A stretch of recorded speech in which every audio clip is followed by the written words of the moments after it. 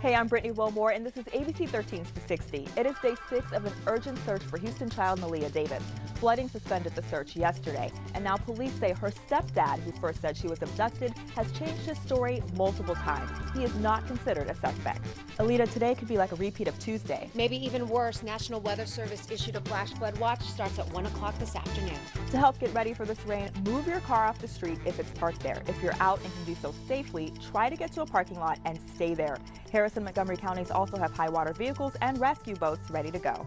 Don't mess with Texas pizza delivery guys. Not even floods in Meadville could stop this guy from getting that food to his customer. Now that is dedication. As ABC 13's Greg Bailey pointed out, PJ Tucker hurling his jersey in the game tunnel is everyone's mood after the Rockets lost last night. And Marcus, Kevin Durant got hurt. Yeah, he's supposed to get an MRI today on his right calf. We don't know if he'll be available for Friday Game 6. If the Rockets force Game 7, we don't know if he'll play in that one either.